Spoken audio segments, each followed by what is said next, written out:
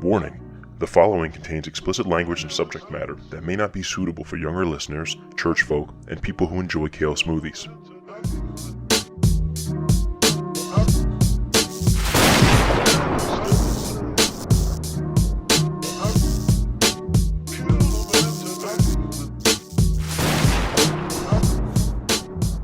Ladies and gentlemen, welcome back to A Pod Amongst Men.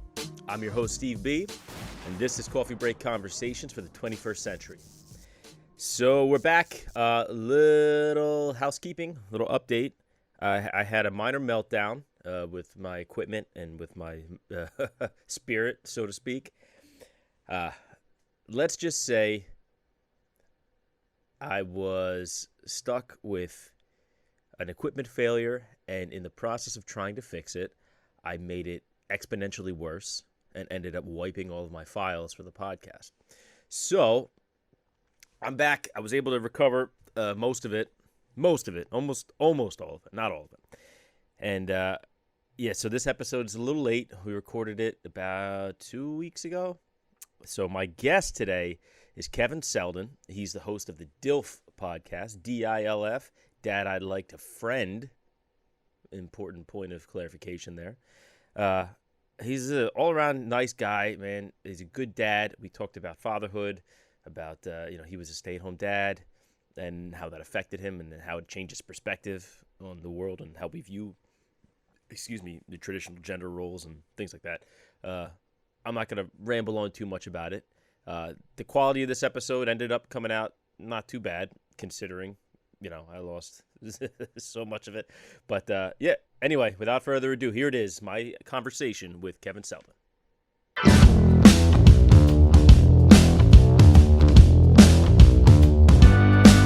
All right, so thank you very much, Kevin, for agreeing to do the show. Anybody listening, this is actually the second time we've recorded our intro, so we're really gonna look this time. Kevin, do you want to give a little intro of who you are for the audience so they can kind of get to know you before they're getting to know you? Most definitely. I feel a lot of pressure now. Yeah, a lot of pressure. Tremendous pressure. Be really good. My name is Kevin Seldon. I am a father and husband, and I run my own social impact firm, which means that I partner different talent, different names you might know, actors, musicians, with brands, with cause-conscious brands that are doing good for the world. And we partner them with nonprofits and causes, and we create campaigns to make the world a better place. And 2 years ago, if I could jump in for a sec, just to ask you a question. Are you saying I took an extended? Oh yeah.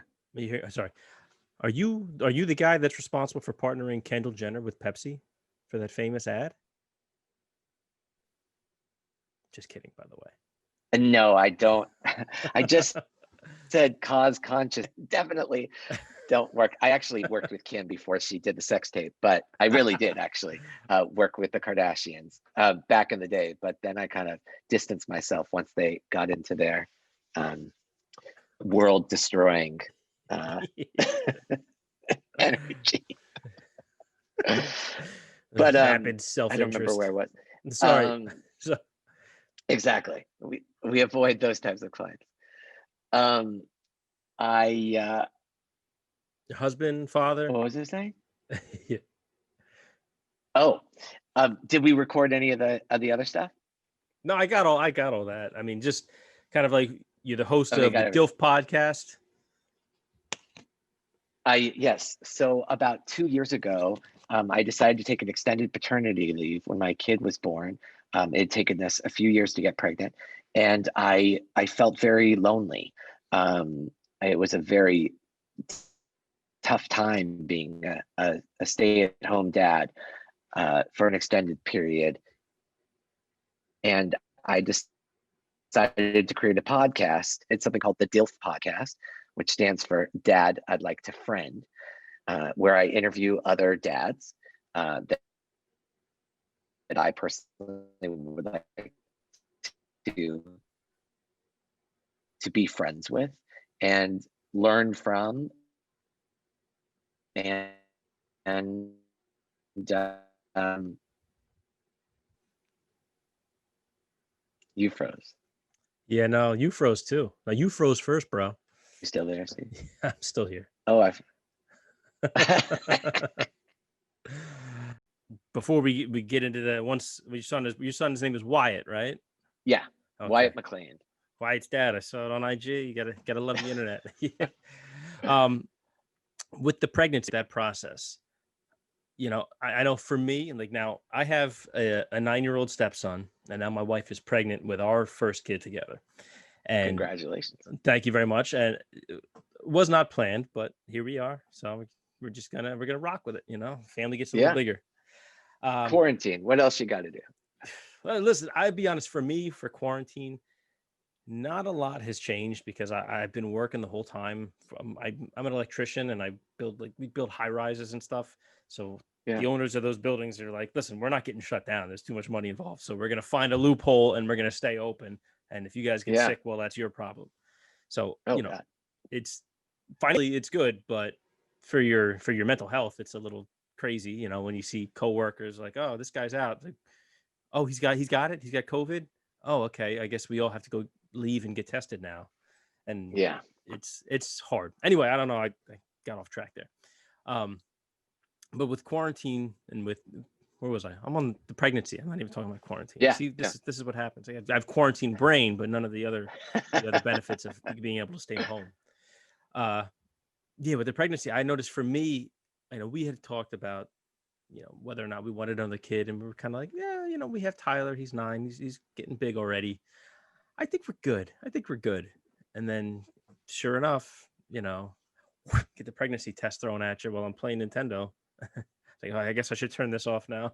Maybe That's how she told you. More or less. Maybe I should just put this away forever. So I noticed for me it was fear. Like, it was fear at first. I was like, oh no, like, am I ready for this? And then eventually, after a little bit of time, you realize, like, we already have a kid. Like, it's not a big deal. Not much is going to change, like, we're already a family, we're already parents. So what's the big deal? Yeah. And that's kind of where I was. So now your son is born. You guys finally did it after all 5 years of trying. Wyatt's born. How do you make the decision you said you took some time off from work? Like, how did that decision come up?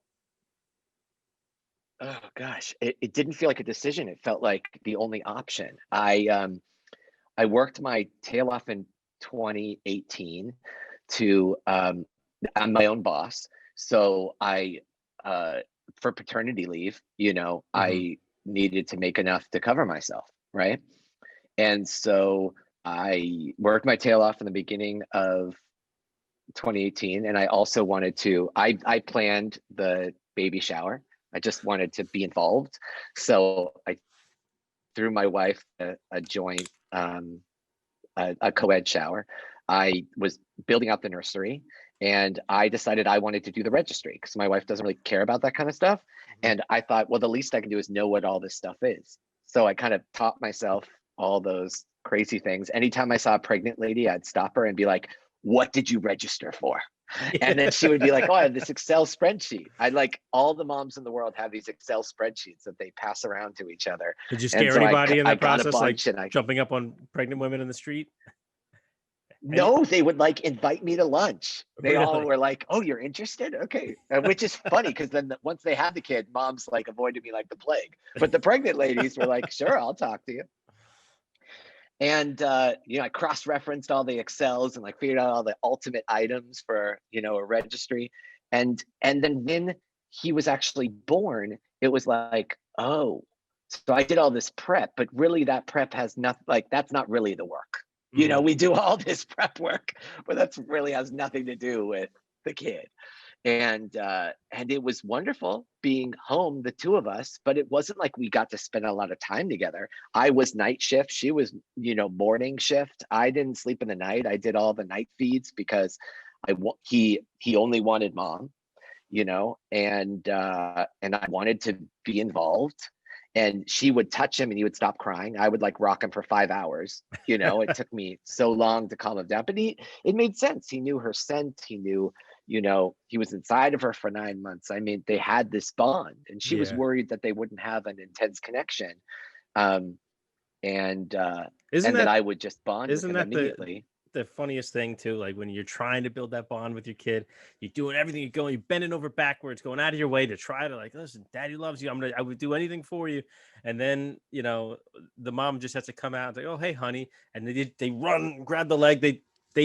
You're dog shit, compared to the mother. It's true. That's for me, that was a hard feeling. And as a stepdad also going in, I figure, we're going to watch cartoons together. I'm going to teach him video games. I'm going to show him how to, I'm going to teach him how to shave, even though he doesn't have anything to shave. I'm going to do all this cool stuff, and we're going to build a bond.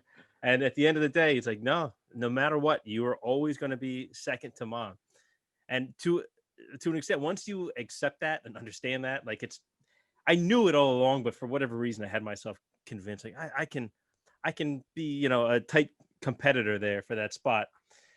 But it definitely makes you examine your role as a dad. And this is something like I've talked about with others on the show, is that, with a mother, they, like you said, they literally come out of the mother, like they were physically attached. So that's a bond that's different from everything else that a kid's going to have for the rest of their life. But the father, in most cases, your father is the first person you meet aside from your mother. Like that's your basis for every other relationship that you have throughout your entire life. That's kind of your model for how you build and shape other relationships. So, if you really examine, and I'm no psychologist by any stretch of the term, but it's like whatever your relationship is like with your father, with your biological father, as long as you actually know him, like he was in your life, I'm sure this doesn't really apply for fathers who weren't there, but yeah, however you build that, have that relationship with him, that's kind of how you develop other relationships with friends, people you love, relationships and romantic relationships. It's like if that relationship with your dad is broken or damaged in some way, that kind of bleeds out into everything else in your life. And, have you ever noticed that? Like, because for me, I definitely noticed it, and it really affected how I wanted to be a dad and how I wanted to parent and how I approach that responsibility. Because I feel like if I do one thing wrong, it's going to haunt him for the rest of his life. And, it's like that hyper awareness. And sometimes you get in your head a little too much. Like, did you experience anything like that? So we have a very interesting dynamic. I think biologically, to your point, I think, kids hear their mom's voice 24 hours a day, right? They even hear their mom snoring if their mom's snoring. I mean, like they're just always there. And as dads, we can talk to them, we can read them stories, they can hear our voice. Now, knowing what I know now, I definitely would have talked to the stomach more. When my wife would fall asleep, I would pull up her shirt and like have a conversation with the kid at night sometimes, in her belly. But I would have read stories and done a little more interaction. But still, even just, I would imagine biologically, it's like the voice is coming from right where you are as the mom, and the dad's voice is coming from the outside. Yeah. I mean, I think there's something to that. And I think at the beginning wanted to fight against that. Like you said, I wanted equal ground. And I said, I've been preparing for this. I've been wanting this forever. She didn't even necessarily want this at first, and you do these weird psychological things that are not justified or rational. And I think that's where the motivation for the podcast came from. It was, for me, I decided when my wife went back to work, she was excited to go back to work. And I just didn't want to send him to daycare. I wasn't ready yet. And I also, to be honest, when mom and dad are there, mom wins with the baby. Yeah. But when mom goes to work, the truth is, in most cases, the dad can finally shine. Yeah. And it wasn't that we wanted mom to go away. It was just, sorry, mom's not here right now. You got me. And then all of a sudden, it in two ways. One, the kid all of a sudden feels like, okay, well, you'll do. You know what I mean? And you can find this bond. But also, there's a confidence that comes from feeling like, okay, in some ways, I might be more of the planner in our relationship, but when the baby comes, Laura's breastfeeding. So my wife's figuring out that schedule. And I kind of demanded to do night feeds because I'm a night owl and I wanted to be able to have that bond. But I definitely didn't understand feeding schedule or nap schedule completely. And when all the weight is on you, I was like, oh God, how am I going to do this? You And then figure I it was out just going to quick. do it I was doing it for a week. And then after a week, I was like, oh my God, I get this. I created my own schedule and my own feeding schedule and my own nap schedule, and I got him down. And without mom there, it was much easier to get him down. That doesn't mean that I didn't want mom there. I loved my wife. There was this bond when it wasn't us competing for attention, which I would always lose, Yeah. and it was a really strong bond. And I really was proud of the connection that we were making. And I realized that that I could do this. I started to lose confidence in my whole lifetime of wanting a kid and the 5 years of trying. And then finally the kid comes out and I was like, I suck at this. He doesn't even want me, And that was the first 4 months. Well, I spent one time I think bouncing on a most ball. I think most Oh, dads sorry. know that feeling of like, listen, Yeah. I'm trying to do it here. I'm trying to be your dad. Like, let me do it. Let me love you. Let me take care of you. And the kid's like, I want mom. And it's just like, you got me. This is what you got. This Yeah. is it. The manager's out to lunch. Okay. How about a grilled cheese? Anything? Exactly. I think that psychologically, it's something that we ignore in society. And I talk about this a lot on the podcast. And we do this series called Expect the Unexpected, where we invite on a dad who's pregnant, and then we invite them back 6 months later or a few months later when their kid is 6 months, to see how the fears matched up to the realities. And usually the fears have nothing to do with, important stuff with the kid, a completely different world.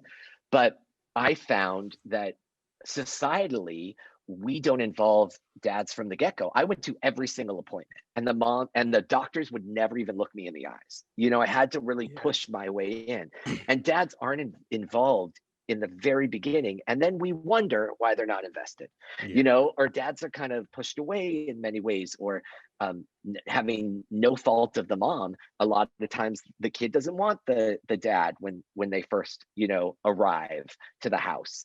And the dad just feels rejection after rejection after rejection. And that doesn't justify anyone running away. It doesn't ever justify a dad giving up or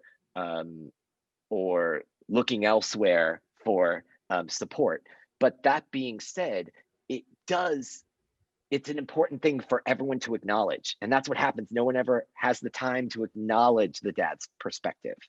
And we did a whole episode on acknowledgement with my wife, which is like couples therapy for us.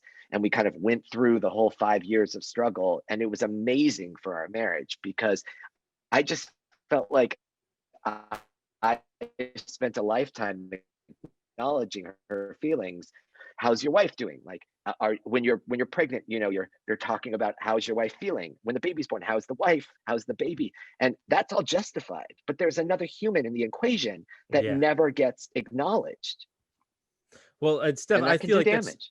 I agree 100%. I think that's like a remnant of like our old society and these old ideas where the men would go to work, the men would provide, and the mother would stay home with the kids. And the father was always just kind of hands off unless somebody got in trouble, somebody needed a whooping or something or whatever. Yeah. But now, the whole fatherhood movement, if you could call it that, a lot of guys like yourself, like myself, a lot of other dads out there are trying to be involved and trying to do the right thing and kind of reclaim what that meaning of fatherhood is. And it's that uphill battle. Like you said, it's like a lot of people just like, what, you want a cookie? Like, what do you want? Like, go to work and provide for your family. Like, nobody's asking anything else of you. It's like, no, I'm demanding more of myself. I don't care whether or not somebody's asking. Like, I want to be a dad. I want to be involved in my kid's life, and I want to be a strong presence. And I want to be like, not only do I want to be a father, I want to be a father figure in, every sense of the word. I want to be a role model for my kid. I don't just want to be the guy who comes home, cracks a beer, sits on the couch and falls asleep to Price is Right. That may have worked, in our parents' generation. Very specific example. I'm I'm good with specifics. But no, it may have worked back in the day, but it's 2020 now. We're in a new millennium from when our parents were really parenting. So like we need to just kind of force through that, and we support one another as other dads. And the fact that there's like a network, of other podcasts and I guess influencers, people that are just kind of in this space talking about fatherhood, like that's good. We recognize that in one another, and we recognize the challenges of it.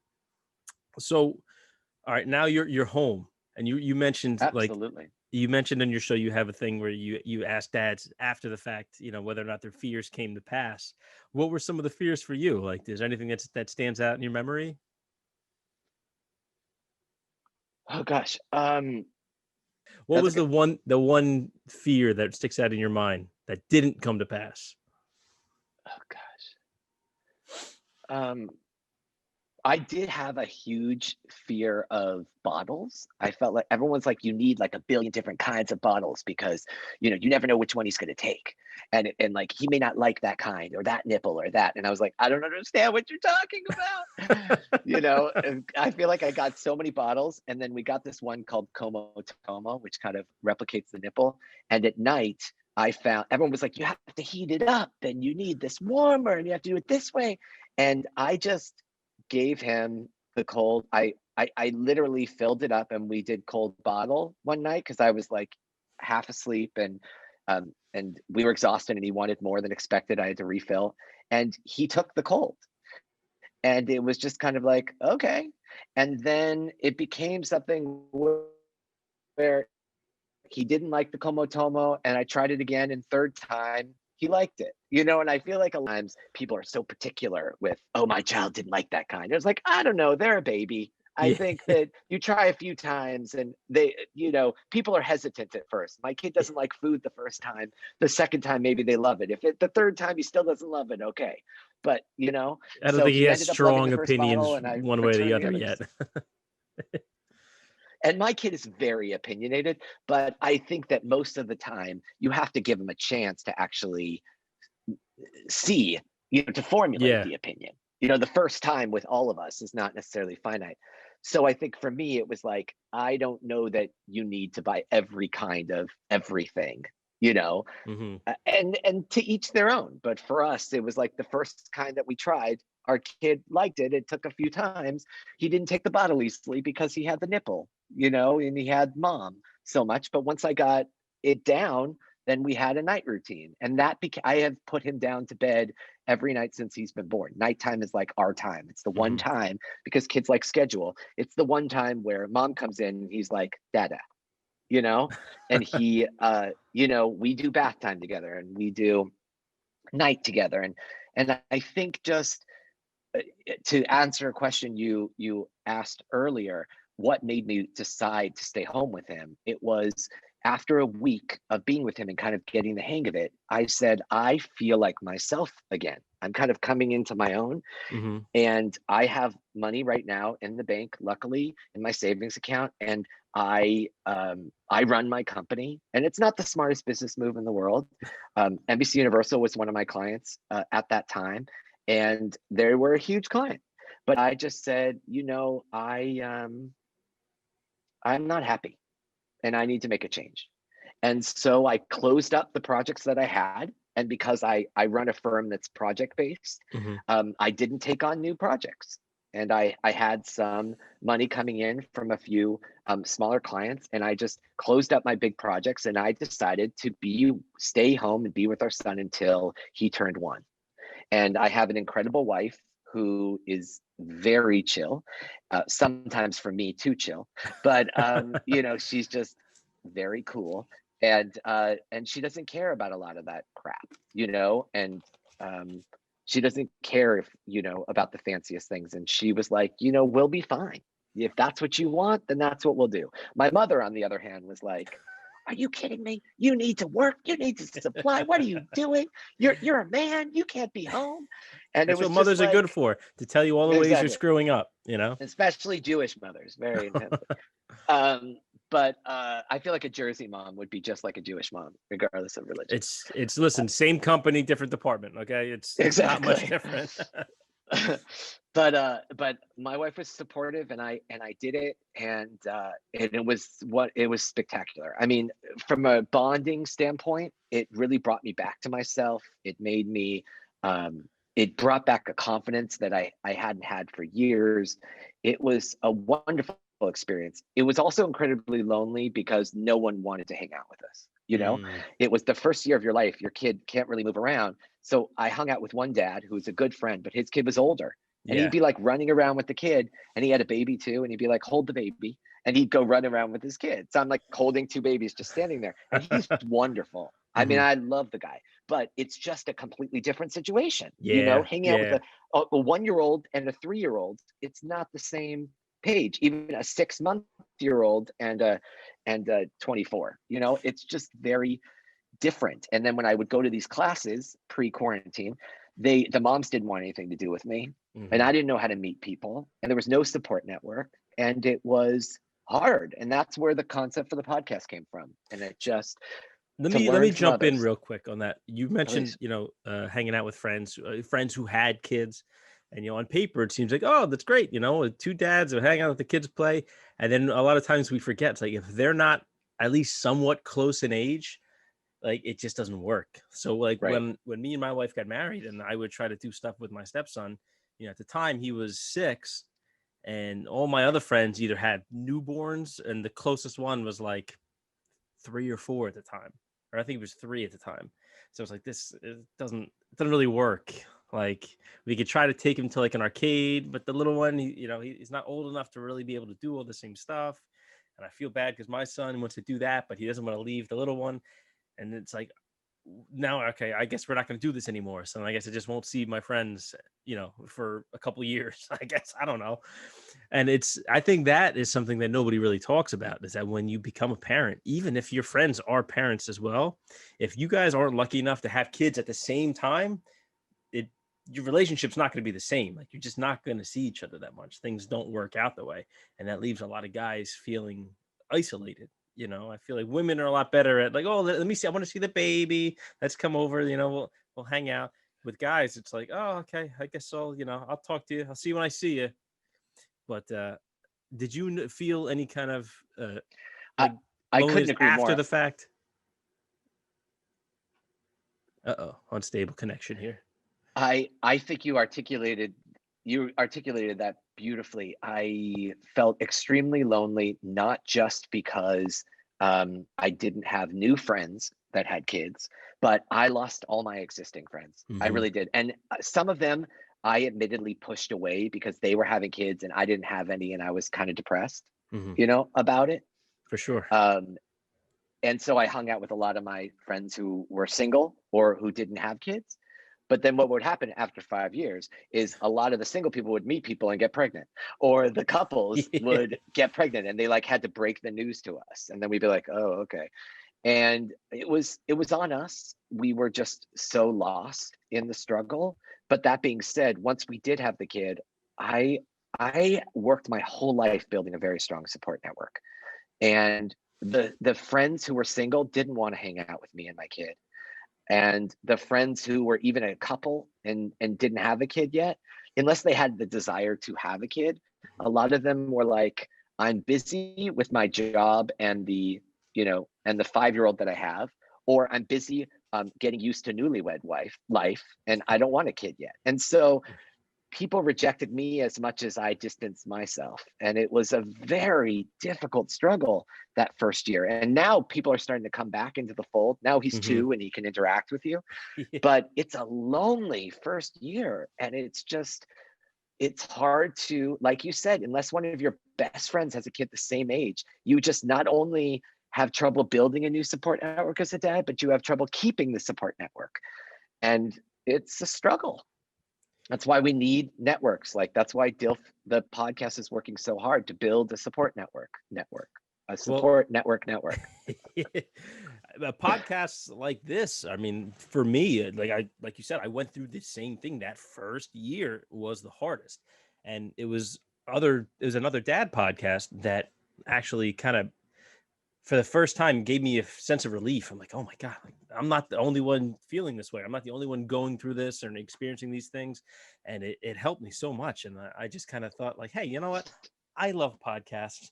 I can start one too. As long as I'm not ripping off really anybody else, like we could touch on the same topics. So we do dad stuff, but we also do other stuff. And like that, just hearing like these other three guys talk about raising kids and their own struggles, and then knowing that I wasn't alone, that in itself helped me so much. And if I could give that feeling to at least just one other person, then this whole thing is worth it in my eyes. And that, that I think is just this whole area of if dads feeling lonely and isolated is just something that we really have to give more attention to, because the fact that you agreed so strongly with it lets me know that, all right, good. It's not just us. This is really happening out there, and everybody's just shutting up, and these guys just suck it up and deal with it. And then, and you realize you just took 10 years off your life because you were just trying to white knuckle it every day for the first year. Nobody wants to see that happen. And depression rates rise, in such immense ways for men. I feel like the first season, we just wrapped up the first season of our podcast, and the first season was really primarily, it was a lot about building support network and learning, but our cause topic was paternity leave and the importance of paternity leave. And second season, we're focusing a lot more on mental health, because I feel like that is just, it goes hand in hand. And as you get older and your kids get older, you just see more and more how many men kind of push down the feelings, and it just creates a lot of issues. Well, that's like the old the Bill Burr skit, right? It's like as men, we just push it down, and then one day we just like croak and die. It's like with women, they're encouraged to show emotion, and they can say things. They can say how they're feeling. They don't have to worry about if they act too girly, somebody's going to make fun of them. Like, it's just, oh, you're a woman. That's it. For guys, there's so many other social stigmas put on us, on top of just trying to be a man and not be, called out by other men for doing something that's not, stereotypically masculine, that struggle that we have our whole lives. And then on top of that, when you yourself made that decision to stay at home, I got to imagine there was some kind of stigma attached to that. I know, like I've read about, guys who decide to be stay-at-home dads, they don't have the same support system, because sometimes friends and family kind of, whether they realize it or not, or whether they mean to or not, they kind of look down on that. They're like, oh, you're taking care of the kid instead of the mother. Like, did you notice any kind of stigma or any negative reaction from people in that first year? Hell yes. Yeah. It was extreme. I mean, and I will say, so if you listen to the podcast, you know that I am kind of an anomaly. I am extremely vocal with my feelings, and it's something that is different than a lot of guys. And I know that I'm very in touch with my emotions. I do not shy away from someone calling me out for being, effeminate, for being so in touch with my emotions. I've dealt with it my whole life, and to be honest, I heard you do an episode on bullying. I feel like one of the reasons I didn't encounter that much bullying is because I own it just so completely, that it's just who I am, and deal with it or don't be around me. That's the 8 Mile approach. I'll say everything about myself. You got nothing left to come back at me.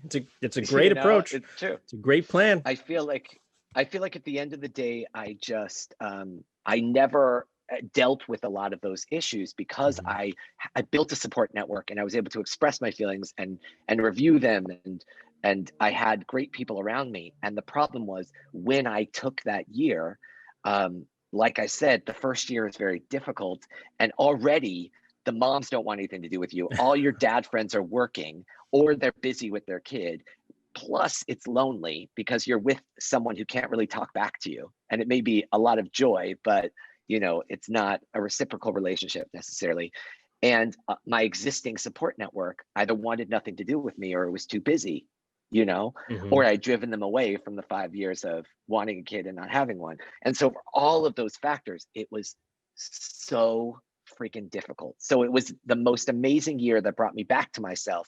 And it was so difficult and lonely and hard in its own way, because I had no one to share those feelings with until I started the podcast and found this network of other dads that I could communicate with, that I could learn from. And then that's why I got the idea to invite my wife on and kind of talk about our stuff we were struggling with. And that became a great resource that kind of, I think we started charting on a lot of the, in the different countries, on getting on a lot of the parenting charts. Once my wife came on and we did a few co-parenting episodes, because it got the moms involved. I will say this: they taught the dads. Yeah, anytime I've had my wife on the show, I always have better numbers. Maybe it's just she's not easier to look at than me. I don't know. If that's fine, if that's it, that's fine.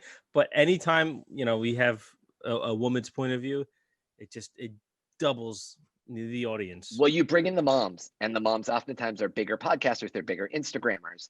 And I think that brings them in, and then you bring in the moms, and sometimes the moms convince the dads to listen. It's an interesting, from a marketing perspective, it's a different kind of thing. But it was very healing for us. It was healing for me to talk to the other dads, but it was healing for us in our relationship, and I learned so much, and it kind of cemented some of the things that I had believed but wasn't really putting into action. It's for me as well. Like, I've gained a lot from doing this show, and like I said, we don't just do fatherhood stuff here. It's a lot about manhood and masculinity and what that all means, and how it's evolved over our lifetimes, and how it's still evolving today. But it's amazing to me how just this hobby of podcasting, because I mean, we're not big. We're not Joe Rogan here. We're still small time, most of us. But the exercise of doing it and like the real world benefits of it have been amazing. Even if it's a lot of work, which it is, like, I wouldn't trade it for the world. I think it comes down to honestly accountability. Okay. And I think it's because if you are talking with your partner and there's no one else listening, a lot of times you find yourself lying about things to yourself, or you don't necessarily, you get one partner who walks away from the conversation, and I think that at the first time my wife and I recorded, she's an ex news anchor. So she put on her news anchor, she is charming as fuck, and she put on her charming news anchor voice. And of course, everyone would fall in love with her, but it wasn't a good conversation. There was no depth. There was no real, it was a lot of yeses and a lot of not truths. And so when I called her out and we kind of sat down and did a more real episode, it was a tough episode. Like episode 3 of our podcast, if you get to listen to episode 3 of the DILF podcast, it's an intense episode, because it's like we're in the middle of a fight and the mic turns on. And it is therapy. And I think that's why people have learned a lot from it, because we learned so much from it. And it was, accountability and knowing that other people were listening, so our words needed to matter. And that was something that, we have role reversals sometimes emotionally. And that was a big thing for my wife to acknowledge areas where she had hurt me. And that's something that a lot of times we get flipped in relationships, and areas where I had been insensitive as a stay-at-home dad. I spent, well, we'll get into this later, but I feel like I focused so much attention on being a good parent and focusing on proving to the world that I, as a father, was worthy of being a good parent, and that I neglected our marriage a little, in that first year.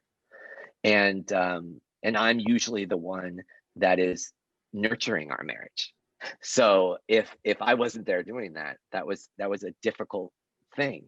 And I think it was tough for my wife. She got a little lost in it without me pushing in that way. And we've learned a lot from each other ever since then. Well, that is like that age-old situation where you have kids, and all of a sudden you get so wrapped up in being mommy and daddy, we forget to be husband and wife, and the relationship suffers. And then, especially with young couples who have kids and get married really early and don't have time to build that connection with their partner, then the kids grow up, and then they leave the house, and then you're looking at this person after 18, 19 years, and you're like, I don't even like you that much, like that happens all the time. And I know my wife and I have been very cognizant and tried our best to really not let that happen. And, we're not perfect. We don't get it right 100% of the time, but the fact that we're trying, I think, has kind of helped us avoid a lot of pitfalls in our relationship. Yeah, that first episode we did together was called Acknowledgement. And I feel like that was just as quarantine was hitting, but it was a lot about healing the past. Like you can't move forward until you heal the past. And so we had to kind of forgive each other for some things in the past, and that 5 years of struggle that created so much tension and animosity. And then the second episode we did together was called Connection, because it was like, okay, now we've kind of healed. How do we reconnect? And for us, the biggest thing I realized was my wife would disappear into her phone. She has the phone addiction like many people have. And it was a lot about setting some rules. I think my assistant told you that I turn off my phone on the weekends. Yep. And that is a very strict thing that I do.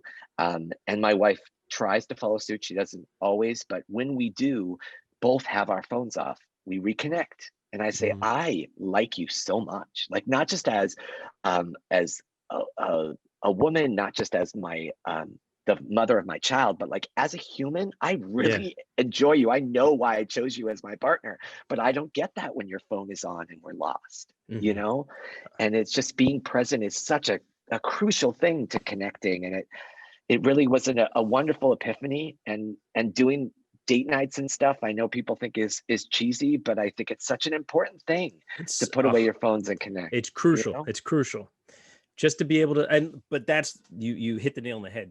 Being able to put your phones away and connect. Because a lot of people, we talk, we lay in bed, we talk, but the phones are out the whole time. So you're not invested in the conversation. And that's actually another thing that I learned during the year off.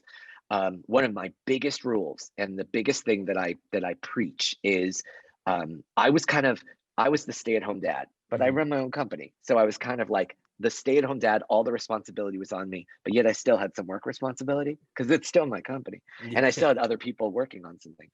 And so I just never brought the phone with us when I was with it.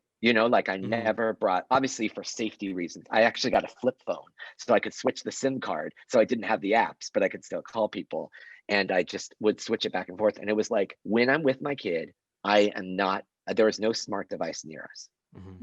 Maybe we grab a phone to do a FaceTime, but I'm not sitting there and like with you 10 minutes, check for a minute with you 10, like I am with you right now, or you're napping and I'm on the phone for an hour, and I'm catching up on work emails. But I had to segment that because I realized that if I don't, and this is the biggest struggle I deal with now that I'm back at work and fully with quarantine, and even my wife and I, we share the time, and still when I'm with him I'm thinking about work, and when I'm at work I'm thinking about him, and the lines are so blurred with quarantine that I feel like for me it's become even more important that when we're together, the phone cannot be anywhere near me. And when I'm on my own, I need to put noise canceling headphones and I need to focus. Yeah. Well, I know, like from doing the podcast, because with my actual career home, that's it. Nobody's calling me. I don't have to send any emails. I can't bring the building with me. But now, since I've been doing the podcast for the last 2 years, that's very time consuming. When you put an episode every week, you have to edit. Now we have this video. You have to make the artwork. I always catch myself. I'm wrapped up doing something, trying to get everything ready for the release. And my son, hey, Dad, watch this. And it could be the dumbest thing. He's got a little stuffed animal. Hey, Dad, watch this. Huh? And I'm, I have to fight that urge, that natural reaction. Be like, dude, really? Right now? That's what you have to show me? But to him, it doesn't matter how silly it is. He just knows that he's trying to show me something and I'm not interested. And it can be really frustrating because, I'm under a deadline. But at the same time, why am I doing all this? You have to try to keep the priorities in order. Sometimes it feels inconvenient, and I get focused, and when somebody breaks your focus, especially if it's something silly, that reaction, it's like, dude, not right now. But you can't do that. And I felt guilty because sometimes I can't help it. Sometimes it slips out. And I feel guilty now. And I was like, shit. Like now, I just ruined a relationship. He's never going to trust me again. He's not going to tell me anything. He's going to start doing drugs and he's never going to tell me anything. It's not like that. Kids are forgiving as far as I've seen in my experience, but it does have, we really do need to be aware of how much time we spend on the devices and working. And even if we're in eyesight of our kids, if they see us just not present, then that matters. And, it's like that drip, drip, drip over time. It happened to something that really can make or break a relationship, I think. I would assume, but again, like I think so. I had this beautiful parenting moment yesterday, actually. Like I said before, I'm at my in-laws right now. We decided to take an extended little trip away from reality for holidays. We left a little while ago, so it was before everything started getting crazy again with the pandemic. And a lot of people, even in a bath, people will have their phone next to them while their kid's bathing, which I don't even understand that. But they're like half focused on their kid and they're half in their phone. And so I'm, my phone's in the other room. Obviously, I'm with my kid doing the night routine, and we're having a bath and we're playing, and like we're in our element. Bath time. He's not calling for anyone else. It's us. He's used to this after months and months and months. And I told him he's not allowed to stand up in the bathtub because we're at my in-laws and they don't have the anti-slip stuff, right? Okay. And so he is like on his knees looking at something, and he does this devilish look like, I'm going to try and walk for 2 seconds. And I'm like, you got to be careful, And so he stands up and he doesn't even walk. He just stands to reach something, and he slips and he slides up, and his head goes underwater for a sec. And I feel like I picked him right up, and he was in shock and a little terrified. And it was one of those moments where I feel like if I had been on my phone, or if I had been distracted and not present, I would have reacted, right? I would have like jumped to him and been reactive, and maybe got mad at him, or maybe like been a little loud. And I'm not a calm individual. I'm not like, I try and meditate, but I'm not traditionally the most Zen individual. But I have practiced breathing with him, and like taking a deep breath, mostly because I don't know how to do that. That was never something that I learned. So I thought, let's start early on. So he comes up a little shocked, and I held his hands and I said, okay, look me in the eyes. You're okay. You're safe. And then I said, deep breath. And he took a deep breath, and he looked like he wanted to cry, and he took the deep breath, and he was fine. And we let go, and he continued playing. And I was like, that is a cool moment. That is a cool moment that it could have been, I'm scared of the bath for the next 3 months. You know what I mean? It could have gone south. It wasn't. Exactly. It could have been screaming, crying. It could have been so many things. It was none of that. It was a moment, and it passed, and he learned something about, not standing in the bath, I feel like, but also it was just a really beautiful, you can control your emotions moment. And I feel like I couldn't do that if I wasn't fully present. I would have reacted. And I that to me exemplified everything about what I've been working on as a man, as a parent, as a human. And it just was a really, the fact that he was able to do that made me really proud as a parent, Definitely. or a 2-year-old. Yeah. Oh, hang on. I need to pause for 1 sec. I had a slight technical issue. I'm having a lot of technical issues today. In case you're like, I got none of your story. Absolutely none of that was recorded. No, I actually got all of you. It's just that mine stopped at let's see, 120 something. Let's see. Okay, we're back in business. I can cut that out. I did actually lose like the first 15 minutes. When you noticed the recording, I said, no, that was just the video. Actually, it ended up being the video and the audio. So luckily when you're ready, we'll just re-record a little intro. I didn't like my intro anyway. It was too long-winded. Well, that's fine. But these things tend to happen quite a bit around here. And when the setup gets too complicated, there's too many opportunities for something to go wrong. And next thing you know, you're cursing, punch on the wall, and it's a bad day for everyone. Suffice it to say. Yeah. Let me just make sure that this is still good here. Yeah, we're good. I don't know how that happened. But anyway, plowing ahead. Yeah. So for your job, you said you did consulting. What was the title again? Oh, it's a social impact consultancy. So Okay. it's like we are a firm that consults with, high profile brands and individuals Mhm. to create campaigns and projects that make the world a better place. So how has that tied in to the podcast? I saw that you were doing stuff advocacy for the paid family leave, and you were partnered with Dove, if I'm recalling It's correctly. true. It's true. So basically, when I decided I wanted to create a podcast, I said, well, I have this company. We have a lot of resources as a company. We work with a lot of big brands and individuals. So I actually had been playing with the idea of creating a little lab.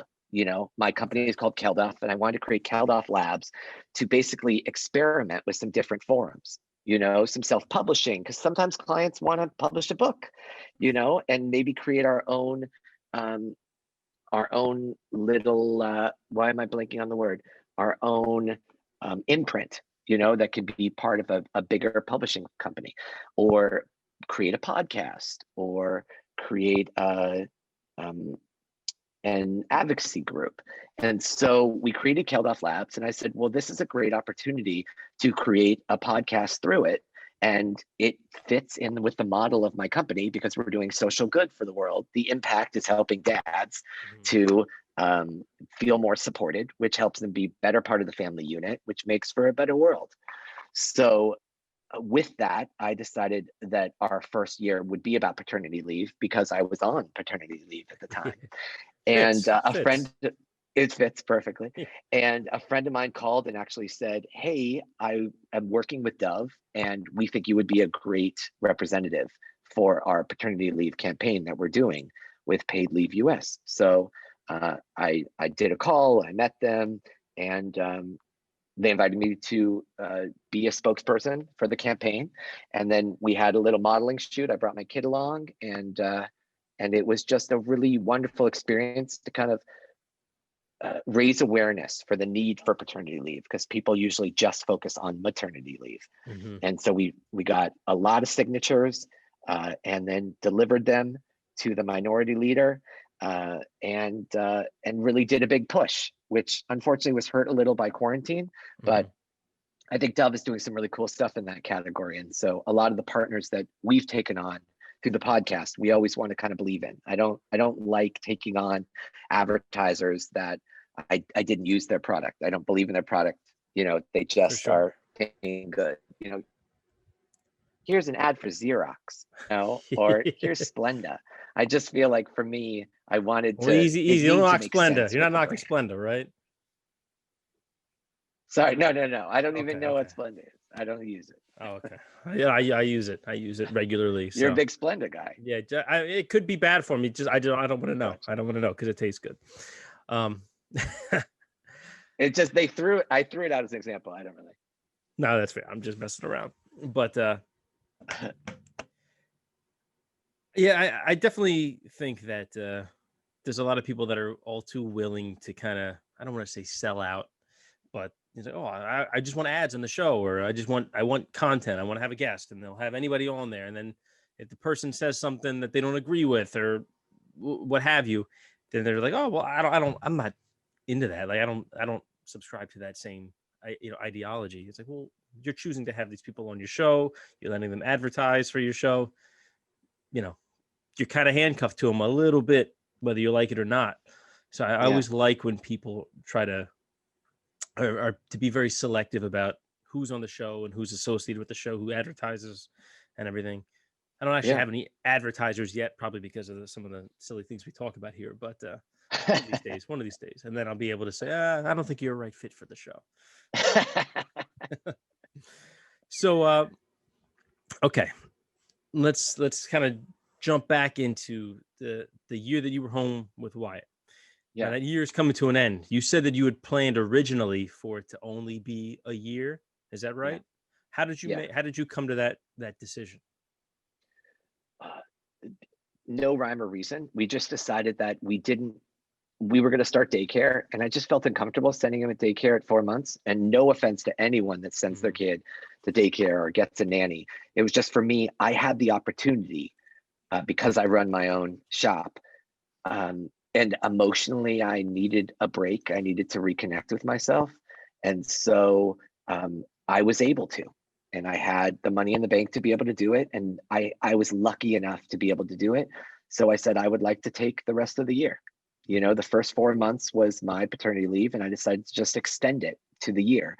And it was no real reason, except I thought when he turns 1, maybe we'll readdress the possibility of daycare, because he should be with other kids and kind of learn how to not just deal with us, which sure. worked great until quarantine. And now it's just, you know, it's just us.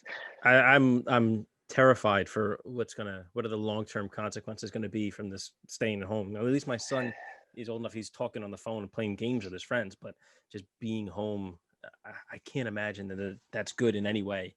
And I'm dreading what comes next. It's very confusing. I mean, I think for both of us, like, probably your kid's old enough and my kid's young enough that it won't necessarily affect him, you know, but it is very confusing. And then in between, and even for my son, I think the only thing that saved us is we live in a community, and in the community we live in, our neighbors became our very close friends in quarantine, and we kind of quarantined with them.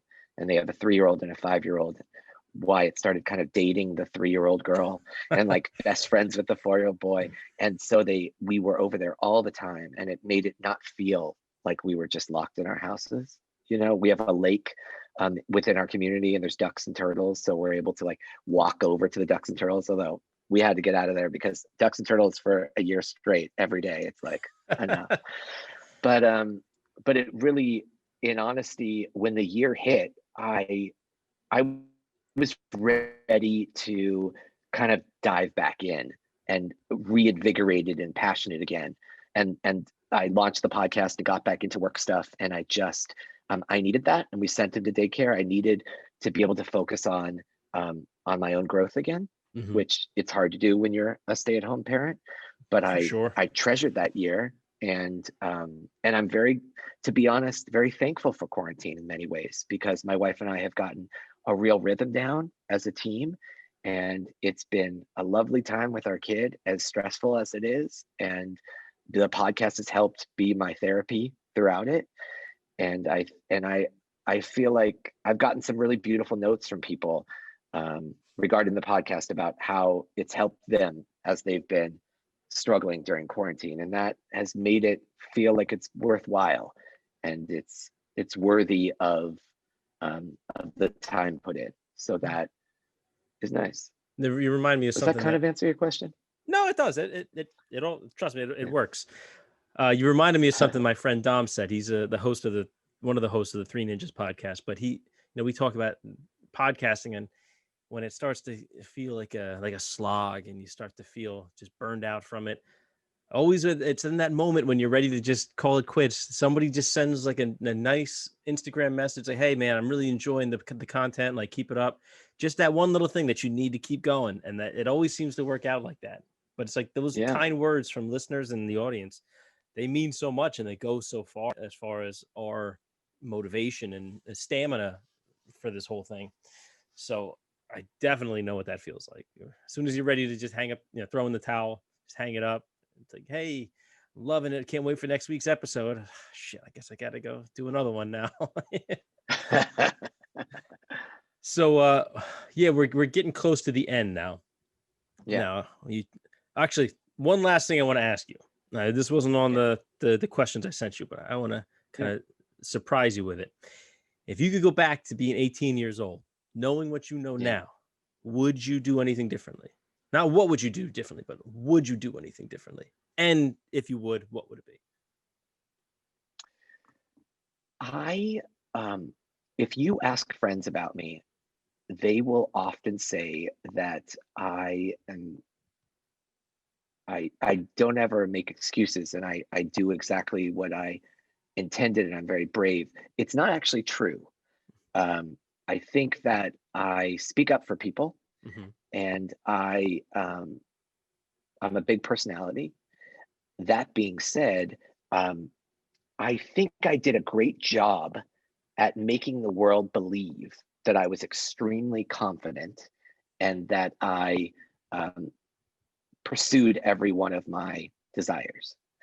But in honesty, I think that I did it about 50%. And I know that's more than a lot of people do, Mhm. but I definitely think that 18-year-olds still had fears that I didn't even realize, honestly, until the paternity leave. Like there are things before then, but just starting to get my sea legs and build a stronger confidence, because I think that sometimes we just build up these walls where even running my own firm for over a decade and getting some very legit clients, I would then hide behind the names of the clients, like Mhm. name drop them almost to show legitimacy. And it doesn't mean I loved the work I was doing with them always. And I think that I would tell the 18-year-old, and it's funny because I would preach this to other people, but I think the biggest thing I would say is you got to practice what you preach. And it's so cliche and it It's has been true. said so many times, but it for me, I pushed everyone around me to pursue dreams and to be their authentic selves. And I pushed it so hard that I didn't leave room to push myself to do the same. And although the um, the runoff of that was that I was many times my authentic self, Mhm. uh, I should have been doing it 24 hours a day. I should have pushed every envelope and not given up. And I like where I am now, and I love my wife and I love my son, and I'm very pleased with my relationships. But I do think I let fear run a lot. I don't know how it would have been different. I don't know if I would have wanted it to be different. And I'm kind of glad that you can't go back and make changes, Yeah. because I don't know what would have happened. But I do know that I wasted too much time in my life with fear of failure. It's a good And answer. I think that it's cliche, but it's a waste. No, 100%. I mean, if you have to try stuff, because like that, there's always that meme that floats around where say, "Don't be afraid of the future, or don't be afraid of trying something and failing, because that time is going to pass anyway."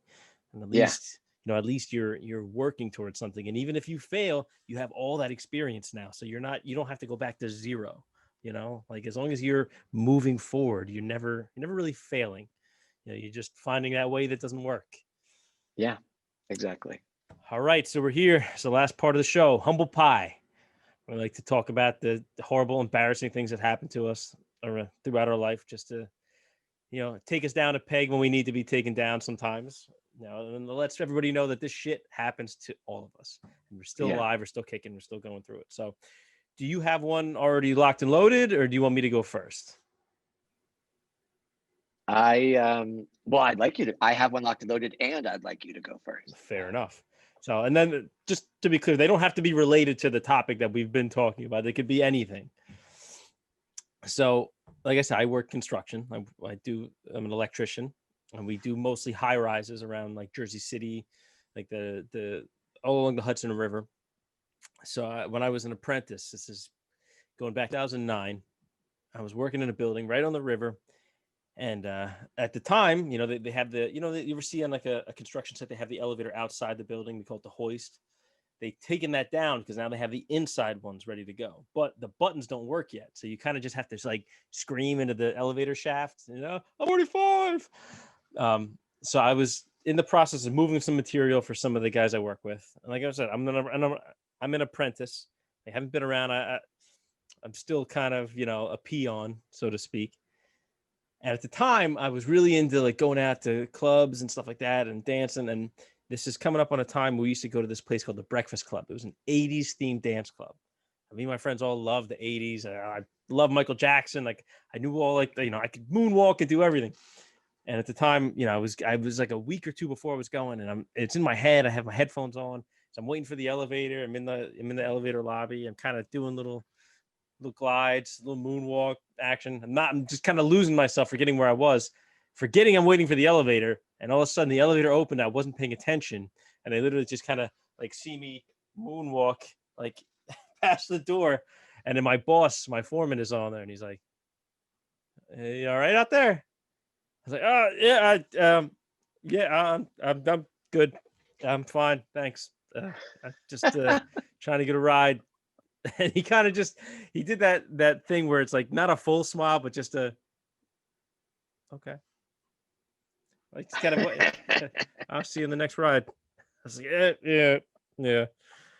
And I just remember feeling completely mortified. And I don't even think I really learned anything from that. Just kind of like, don't dance while you're waiting for the elevator. I don't know what the real world practical advice from that could be, but yeah, that happened. And bless his heart, he never said anything about it. But I knew like I always feel like right behind his eyes every time I see him now since 2009. I'm like, what's up, Steve? Like that. he knows, I know, we're just not addressing it. For all you know, he closed the door and did a little moonwalk himself. Yeah, he's like, man, that was good. He must have been watching a lot of Mike. So that's my humble pie. So my humble pie, it does connect. I think it's an important one to bring up. It connects to what we were talking about previously. It's not necessarily as comedic. I did start to hint at it earlier. I think that it's probably something that more stay-at-home moms have experienced, but I think it's important for both moms and dads to hear. I really found myself during that first year wanting so badly to prove that as a man, I could do the job of being a stay-at-home parent. Mm-hmm. And that as a dad, that my kid loved me too, not just the mom, and that I was worthy of staying home. And because of that, when my wife would come home from work, I wasn't always extremely welcoming. During that first year, I think there were parts of me, I wanted it, I asked for it. She very graciously supported it. And yet, when she would come home, I was slightly resentful at times if it was a tough day and he threw something in my face and had a fit for an hour on the drive, and I was like, she's probably sitting on a call, and then she gets quiet time and listens to music, or she gets quiet time for a second where she's sending an email, or she's on Instagram right now. And it's just like I just got jealous of the brain breaks that she had that I didn't have the opportunity to have. And it wasn't fair. And I asked for the opportunity. But because of that, I definitely would do things that I'm not proud of, which is like that annoying thing where you say, oh no, he likes it like this.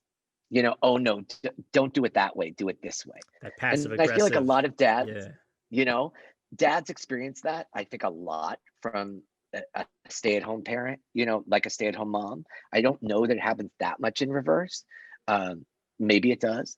But for me, I definitely found myself doing that. And I am embarrassed of it, and I apologize for it, and I don't do it anymore. But I didn't allow the empowerment for the fact that my wife went back to work and she needed to continue growing her relationship with our son. And I was almost handicapping that by saying, oh no, it's got to be this way, because that's how we do it. And once we kind of woke up to that, you learn so much from watching the way she did it differently than I do it. And your kid adapts because he's getting more than just one way. And it was a beautiful thing. But I think that is something that happens a lot when one parent is working and one parent is doing a different kind of work. And especially as a man, you're used to cashing that paycheck. And I wasn't making as much as I used to make. And it hurt me. It hurt my ego in a way that it shouldn't have. But there's something about society that makes us feel like as men, we need to provide. And I think that there's something that my mom felt as a stay-at-home mom that had nothing to do with the providing thing, but just you want to justify your time. You want to feel like, oh, I did stuff worthy while you were at work making money. My day mattered. What did you do today? Well, I didn't just sit doing nothing. I did this and this and this and this and this and this, like I'm trying to justify my existence. And it created more of a block between us. I was a great dad during that first year and not a great husband. And I think I learned something immense from that. And it was the empowerment thing is so important. If I'm home with the kid, I need to put my ego aside of feeling not worthy and just be proud of myself and know that my partner isn't necessarily going to sit and praise me. They're exhausted too. They just worked, a full day too. And each of us is deserving of being exhausted. And I should be focused on empowerment and not lecture. I mean, I never did the lecturing, but I certainly have seen other relationships where the parent that's at home is doing that. And I definitely experienced the I know better than you, thing where I told my wife that she was doing it wrong. And it's effed up. And I know that now, and I don't do it anymore, but I regret that I ever did. And I think that's something I'm embarrassed about, and I learned immensely from. That's a great one too.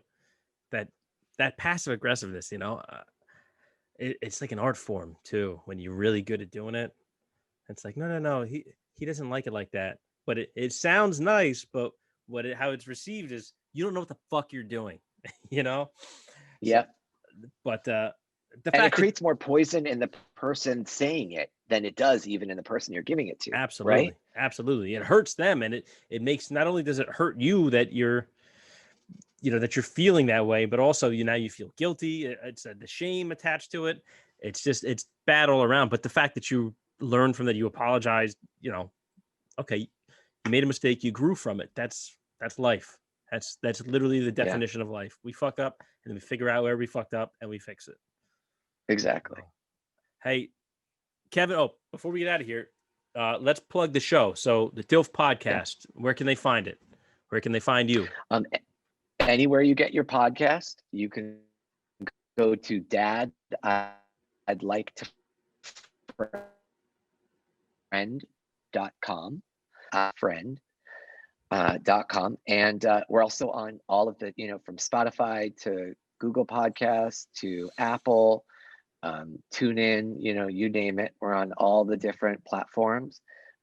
We just actually broke into the top 50 parenting podcasts in Australia. I think we already have broken in Denmark and US, Canada, France. I think we hit like number 5.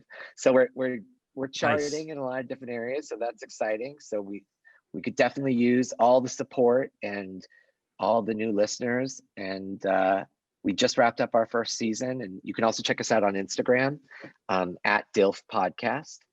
And aside from that, we're working on launching a dad community, and kind of the first ever dad community that exists outside of a Facebook group, Yeah.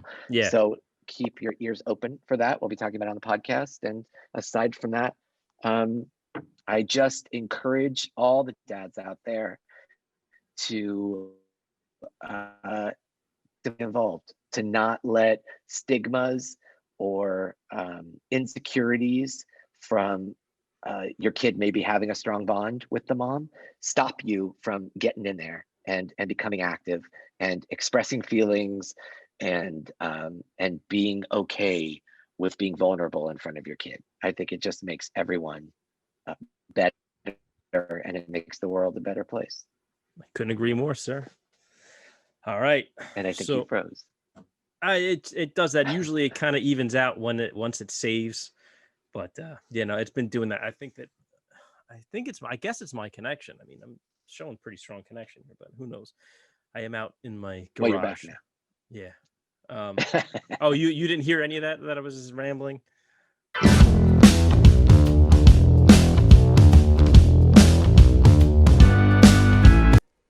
That's it. That's the episode. So big thanks to Kevin. I even had technical difficulties while recording that episode, completely separate to the ones that caused me to lose everything. So we actually ended up recording that intro twice. Like I said, he was just a nice guy, and he was, always willing to help with however he could.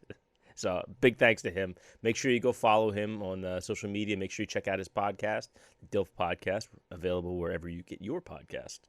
And also available wherever you get this podcast, A Pod Amongst Men. Please go listen to the podcast. Well, if you're hearing this, you already are, or watching it. But please make sure you rate and subscribe, all that stuff. You know how that works. Rate and review, which is essentially the same thing. it helps. Still trying to build this thing, and we can't do it without you. Otherwise, I'm just talking to the abyss, to the void, in the words of Drew Morgan. Shout out to Drew Morgan. Yeah, that's it. Also, make sure if you have any questions, anything you want answered on the podcast, email me at apodamonksmen@gmail.com for any comments, questions, or concerns. And that's it, guys. So this episode is late, like I said. My apologies. The next episode will actually be coming out on time. And that's it. See you next week.